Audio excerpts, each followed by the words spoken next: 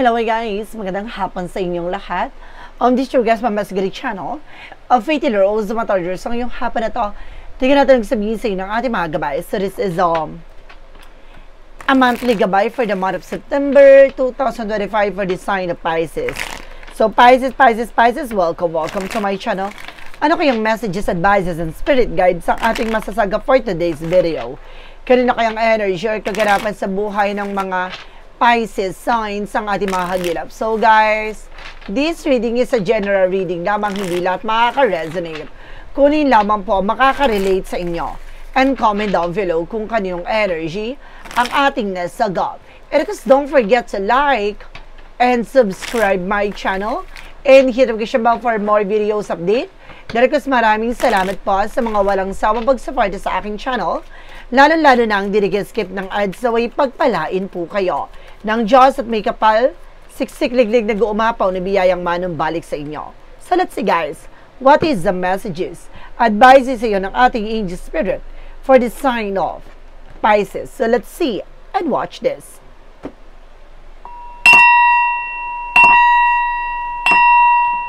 Ano kaya kaganapan sa buhay ng mga Pisces signs ang ating mga girap ngayong buwan ng September for a monthly gabay? Alamin na natin yan guys. So there's something guys with the Two of Wands. So there's a choices. No, piliin mo lang yung mga bagay na makakatulong sa'yo. No, kailangan mo ng daan, no, para makamtan mo naman yung bagay na ninanais mo. No, kailangan pumili ng tamang daan at tamang pagkakataon, no, para masimulan mo na, no, ang magandang kapalaran na gusto mong mangyari sa buhay mo. And there's a justice card. Now, there's something that justice will be served. Makukuha mo na ang hustisya. No, makukuha mo na ang karma. No, ano man yung bagay na ginawa mo, maaaring magre-reflect na to sa'yo. So, ibig sabihin ko, naging mabuti ka, naging tumutok ka sa sarili mo, sa pagunlad mo, gaganda na ang sitwasyon mo. So, depende yan sa mga ginawa mo, consequences, no, cause and effect.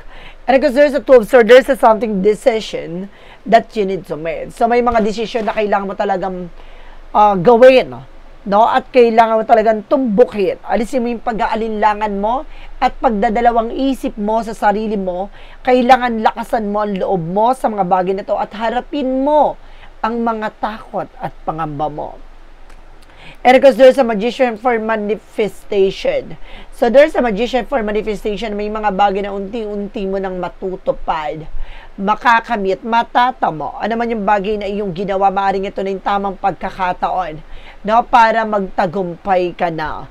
And because there's a time of something happiness. At the end of the time, magiging masaya at magiging maligaya ka na. Magiging maayos ng kalagayan at sitwasyon mo. No? At talagang nag-uumapaw na saya. And there's a devil card. Just being aware. There's a toxic energy or something, a negative energy na maaaring nagre-represent with the devil card. Alamin na natin yan, no? And because the Two of Wands represent with the Lovers, no? Ibig sabihin dito, kailangan mo ng tamang hakbangin, sino ang pipiliin mo? Mahal ko o mahal ako? Ay, pasabag. Kumaga sino dyan sa dalawa? Maaring dalawa ang taong tinutukoy dito kung sino ang pipiliin mo at gusto mong makasama. No? And there's a Justice card representing the Four of Wands. See, magkakaroon ng hustisya at the same time, maaaring ikakasal ka na. O maaaring some of you guys, maging maayos na ang iyong relasyon. No, makakamit mo ang hustisyang nararapat sa'yo. There is an 11-11 with a twin flame energy or soulmate connection. Maaaring magiging masaya ka na this time. Now, the Two of Swords represent with the Nine of Cups. There is a wish fulfillment. So, may mga bagay, pangarap mo na maaaring makakamtan mo na. Makukuha mo na, mararanasan mo na. Alisin mo yung pangamba at takot sa sarili mo na magagawa mo to. So, kailangan na lakas loob mong harapin. Lakas loob mong bayuhin lahat ng bagay na susubok, no, na para kadlangan to. So, kailangan palaban ka. So, there's something guys with the Page of Pentacles. See, invest wisely. So, sinasabi dito, pagdating sa mga bagay-bagay, kung gusto mo i-manifest at may mga bagay na gusto mo matupad to, no, kailangan tutukan mo. No, you're also being creator of your own life. No, so ikaw yung gagawa na ikabubuti at kasasama mo. So kailangan maging wise ka na this time. No, lahat ng offer na darating sa'yo, kailangan planuhin mo ng maayos. And of course, there's a Ten of Cups, represent with that Seven of Pentacles, with a harvest moment. Aanihin mo na ang kaligayahan. No, may mga pinagdaanan ka this past few months, but definitely ngayong buwan na to, ang buwan ng pag-ani at magiging maligaya ka na sa piling niya. Oh my God. And because there's something that's said about something verdant. Oh my God. So may nagbibigay negatibo at nagbibigay pabigat. Kaya with the Ten of Wands, something verdant. Now with the Devil card. So talaga may nagbibigay pabigat. Nagbibigay kamalasan sa buhay mo.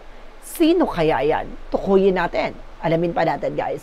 So, there's a Two of Wands because the Lovers. So, represent with the Two of Pentacles, with the balance. So, kailangan mo maging balance. Timbangin mo kung sino talaga yung gusto mong makasama for long time. No? Sino talaga tong tao na to, yung alam mong makakatulong sa at may purpose sa buhay. No, may pangarap. And there's a two to represent with alignment. Talagang naka-line up. Lahat ng bagay na mangyayari sa buhay mo. With the Justice card because the Four of Wands represent with a full card. So there's something a leap of faith. Talagang sinubukan ang iyong pananampalataya at tiwala sa isa't isa. No, some of you guys, no, para nagkaroon ka ng difficult decision dahil malamang umalis ka. No, ng ibang bansa ka, nagkaroon ka ng kumbaga kaharutan dyan, ano ka sa the same time while kasal ka. No, habang kasal ka, habang may asawa ka, ay maaaring inlababo ka. No? So, sinasabi dito, susubukin ka dito, no, ng iyong pananampalataya kung sino ang pipiliin mo. No? Kaya sinasabi ko, mahal ko o mahal ako. Oh. So, there is a Two of Swords because the Nine of Cups. Represent with the Eight of Cups, something I'm moving forward. So, some of you guys, makaka-move on ka na. Makakawala ka na. Makakalaya ka na from negative and toxicities dahil nakapag-decide ka na. At tutuparin mo na yung mga pangarap mo. And because there's a Magician, the Page of Pentacles represent with the Three of Wands, the waiting is over. So some of you, kung may hinihintay ka paper documents, there's a possible na makuha mo na. Yung mga bagay na gusto mo makakamit mo talaga. Mamamanifest mo talaga. And because this is the moment for a new horizon coming in. And because there's something that's said, because the Seven of Pentacles represent with the Nine of Pentacles, so there's a blossoming. No, lalago na. No, gaganda na ang iyong daloy ng kapalaran mo, hindi lang sa pag-ibig kundi sa finances, ang muling pagsibol. Ito na yung tamang pagkakataon para maging maunlad ka na sa lahat ng aspeto. What is the Devil card? Because the Ten of Wands represent with the Page of Swords. Oh my God. So ang gumagawa daw sa'yo dito ay maaaring nagsusubaybay sa'yo at kumukuha ng impormasyon sa'yo. No, laging nakatingin, laging nakasubaybay at laging kumbaga nag-aalam-alam sa'yo. Stalker, either kumbaga insecure, or either kumbaga maaaring nasaktan mo to. So let's see, clarify pa natin. So for the outcome, there's a Death card. So there's an ending and a new beginning. So talaga may magmatapos at may mga bagay talagang magsisimula at maaaring mag-transform. No, kumbaga may mga mawawakasan talagang eksena dito. So kailangan mo talagang timbangin. So sino talaga ang matimbang at mahalaga sa iyo? So there's a Justice card, a Four of Wands, and a Fool card. Represent with the Knight of Swords. Bibilis ang takbo ng eksena. Ibig sabihin ang karma, nagwawagayway na. Talagang pinapakita ngayong buwan na to ay kabayaran na ng mga bagay na ginawa mo. So ibig sabihin kung naging maayos, naging mabuti ka, kumbaga, naging priorities mo, ang finances mo, nagpursigi ka, nagpakahirap ka, anong malalasap mo? Ibig sabihin, magiging masagana buhay mo. Magiging maayos ang sitwasyon at kapalaran mo. Ibig sabihin dito, depende sa action and decision at depende sa mga ginagawa mo. So, kailangan mag-ingat ka sa bawat ginawa at gagawin mo pa. And this is the King of Wands. So, represent something, a vision. Unti-unti mo nang masisilayan. Makikita ang posibilidad na magaganap. No, posibilidad na maaring mangyari. Maaring may pahiwatig na. And because there's something that, guys, with a word card, something travel, maaring makakapag-travel ka na, there's a double clarification with the travel and success coming in. Ano man yung bagay na gusto mo mangyari, makakamtan mo to. No, maaring makapagtrabaho ka international, makauwi ka ng ng bahay nyo, ng lugar nyo. No, there's a travel and adventure coming in. There's a Three of Swords in reverse. Makaka-recover ka na sa lahat ng pain. No, kaya there's a something guys na parang dahil sa pagpupursige, dahil sa mga paghihirap mo, eto na ang tunay na sarap, no? Malalasap mo na ang tunay na sarap. Talagang ito na yung bagay na matagal mong hinintay, matagal mong pinagpaguran at pinaghirapan. Ito na yung consequences sa ginawa mong paghihirap, no? Sa lahat ng bagay na ginawa mo, ito na. Magiging masagana ka na. Now, what is the devil card? Because the Ten of Wands and the Page of Swords represented with the Seven of Swords. Oh! There's a cheating lying on you. So talaga there's a stalking watching at you. Ibig sabihin ng taong gumagawa sa iyo ay nasa paligid mo lang. It's either impostor, or minsan ka nang niloko, tinraidor, or minsan na nagsinungaling sa iyo to, or ang ginawa tong bagay na to ay dahil sa kasinungalingan na nangyari dito. So lahat ng bagay na to ay nagbigay pabigat, nagbigay bigat sa buhay mo. So let's see what is additional messages about naman tayo sa finances and career, love life, at kalusugan. Let's watch this. Guys, we're back. So, nandito na tayo guys now with the finances and career, love life, at kalusugan. Before anything else, kailangan natin mag-shuffle muna para mas pasabog ang reading mo.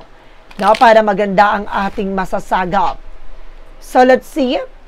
There is something the Page of Wands, something a good news. May magandang balita, may magandang impormasyon na maaaring ipabatid sa iyo. No, may magandang impormasyon na maaaring magdala sa iyo ng growth and expansion pagdating sa finances mo. And this is something a Knight of Pentacles, maging secure ka. Pangalagaan mo at protectionan mo ano man yung bagay na pinaghirapan mo. Ang mga bagay na pinagpaguran mo.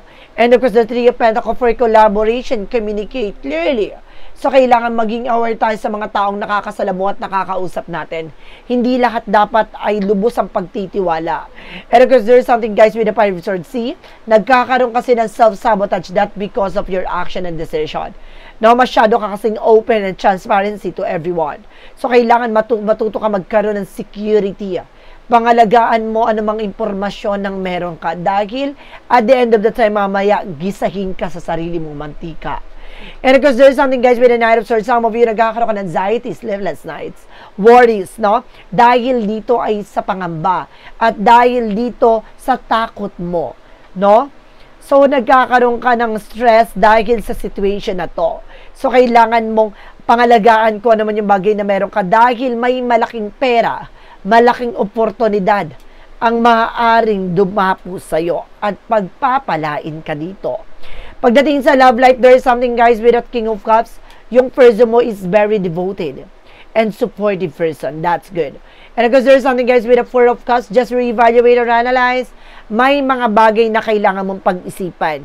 No, bago ka mag-take ng decision or action, kailangan pag-iisipan. No, at huwag kang tatanggap ng bigay na pagkain na galing kahit kanino. No, mamayang gayumahin ka or maaaring gayumahin ang person mo.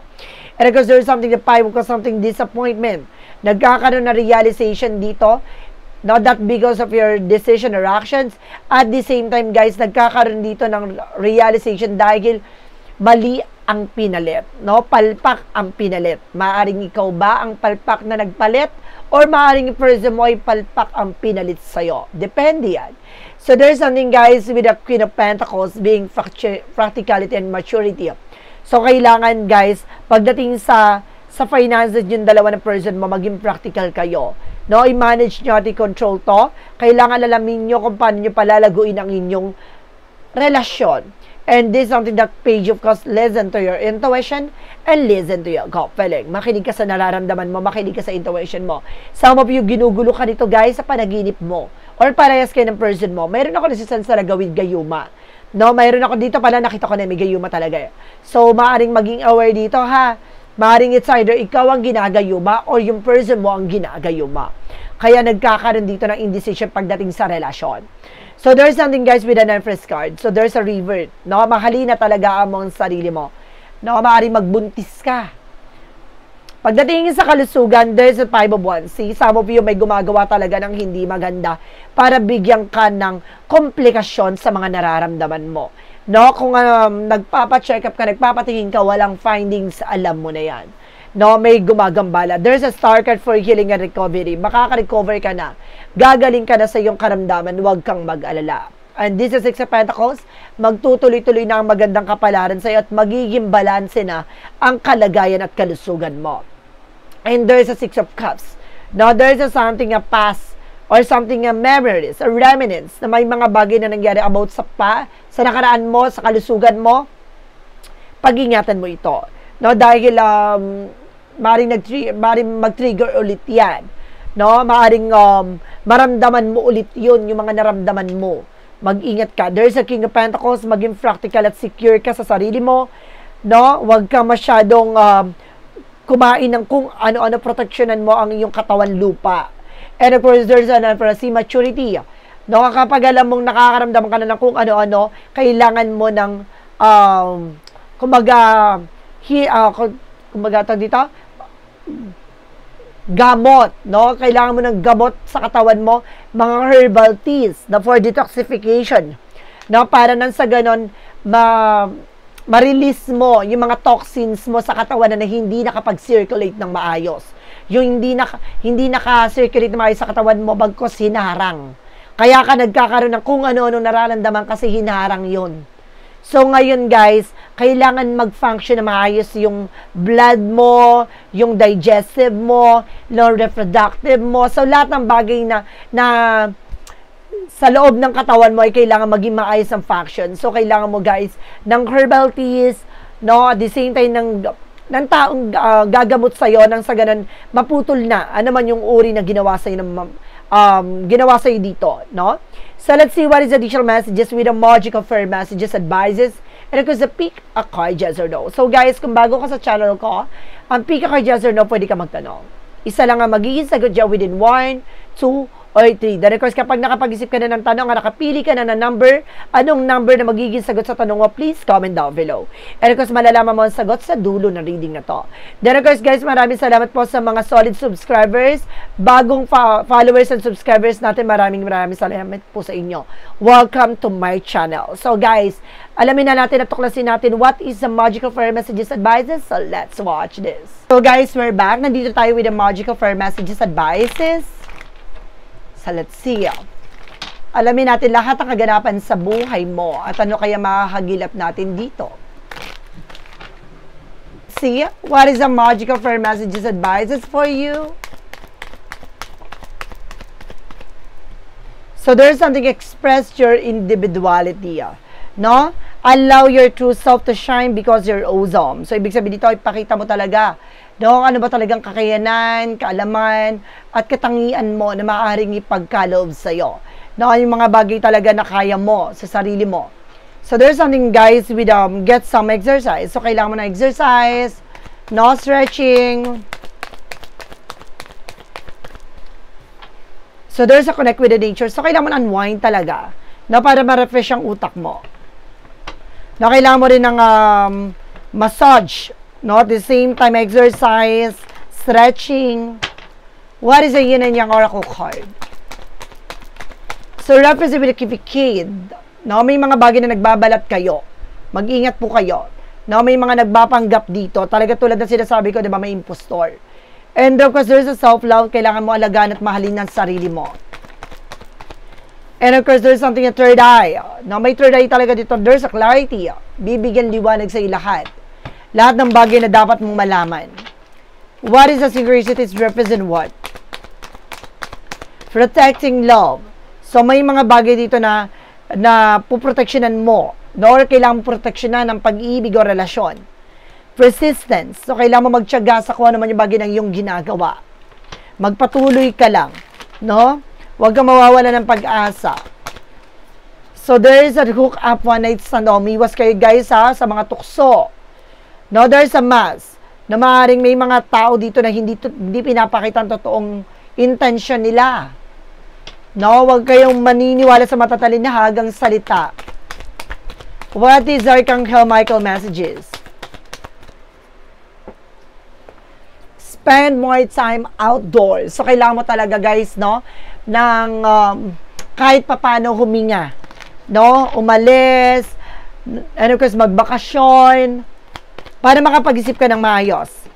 And because the Jesus loving quote said, be a good comfort, your faith has made you whole. Bubuin ka ng yung pananampalataya at tiwala dito. No, kaya kailangan maging mabuti ka sa lahat ng bagay. No? So let's see what is additional messages with an angel's number. Represent guys with a 555 for clarity, double clarification with a clarity. So itong buwan na to ay buwan ng paglilinaw. No, you aren't victim of circumstances, rather you are the beneficiary of it. If there weren't cases, life would pretty dull. You will set yourself up for the success into the long run. If you are willing to adapt to the ship, everything is working out of the best at long last. You are accomplishing what you set out to do. Everything will work out perfectly at the end. So, magtatagumpay ka. Ito ay magandang pagbabago. This is a great transformation na mangyayari sa buhay mo. Na magiging maayos ng kalagayan sitwasyon mo. Now, of course, there's something guys with a 12-12. See, persistence, double clarification din. No, binibigyan ng linaw na kailangan mo magtiyaga sa kung ano man yung bagay na yung ginagawa. Dahil nandito na, nasa harapan mo na, no, ang solusyon at nasa harapan mo na ang chance mo para mabago na ang ikot ng kapalaran mo. What is an angel's, what is additional messages with the Money Move Oracle deck? Represent guys with the duality. Don't lose your vigilance. Do not forget about the dual nature of people. Huwag mong kakalimutan na parang dalawang klase ang kaugalian ng tao. No, mabuti at masama. So, hindi lahat ng maganda ang ipinapakita ay mabuti na ang intensyon. Mag-ingat po kayo. Pakiramdaman, nung mabuti, there's a shadow work represent what? From the shadow work represent what? Wooden healer. Empathy, healing, and purpose.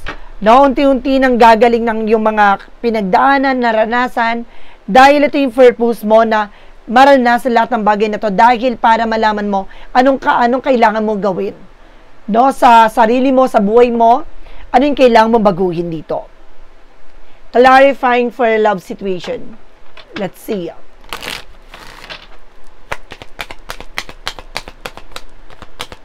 Clarifying for a love situation. Represent guys with a magic within. Create space your personal growth and self-discovery. See, sinasabi dito, no, bumuo ka ng isang bagay na alam mong lalago o magiging maganda ang ikot ng kapalaran mo pagdating sa relasyon. No, ibig sabihin dito, ikaw yung gagawa ng sarili mong pahina. No, kaya kailangan matuto tayong ma-discover sa sarili natin kung sino ba talaga yung makakatulong sa atin. No, yung makakasama natin pang matagalan, hindi panandalian lamang. So, let's see, what is what lies beneath with the future? What lies beneath with the future? There is a burning evidence. No, parang sinusunog na dito yung ebidensya. Ibig sabihin, maaaring malaman na at matumbok na kung sino tong tao na to. No, ang tinutukoy dito sa reading na to. Clarifying for a love situation. Kung sino yung nanloko, trumaydor sa'yo, at may yung taong gumawa sa'yo ng hindi maganda. Matutumbok na. Oh my God. Clarifying for a life situation represent with slow climb. You are getting there one step at a time with a little bit of effort. Sa bawat takbang mo, malalaman mo. Sa bawat takbang mo, malalaman mo ang solusyon, malalaman mo ang dahilan, malalaman mo lahat ng mga bagay na dapat mong malaman. No? Hinay-hinay lang, huwag kang magmadali. What is the part of the light represent what?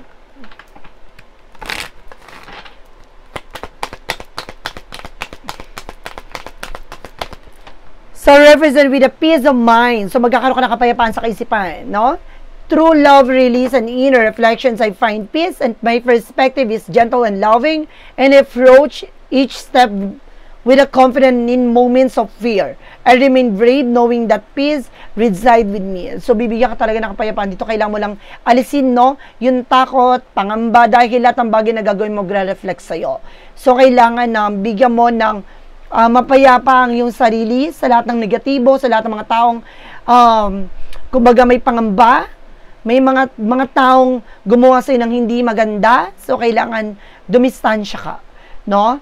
At hanapin mo ang iyong sarili nang sa ganun matuklasan mo ang totoong kaligayahan. So let's see what is a pick a card, yes or no. So let's watch this. Pick a card, yes or no. Alamin natin yung magiging sagot sa tanong mo. So let's see guys, with a yes or no, pick a card.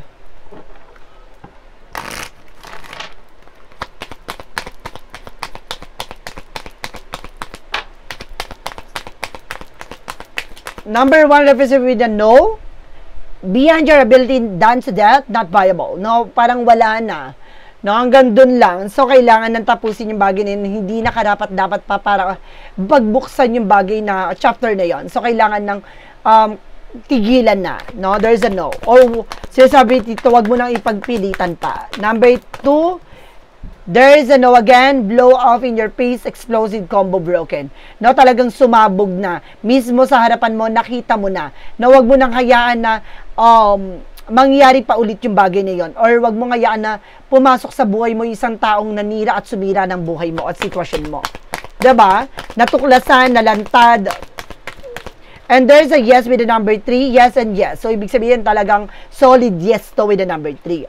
Your eyes are fully formed, seeing what possible. Nakita mo ng tama, no? At posibilidad na mangyayari. So, meron ka ng insight dito na alam mo na yung magiging posibilidad na mangyari sa hinaharap or nakikita mo na anong kahihinatnan, no, ng buhay mo. Number 3 pa rin, there's a yes, golden opportunity, cloud lifting, clear skies. Na mas lilinaw na ang mga bagong oportunidad na dadapo at darating sa buhay mo.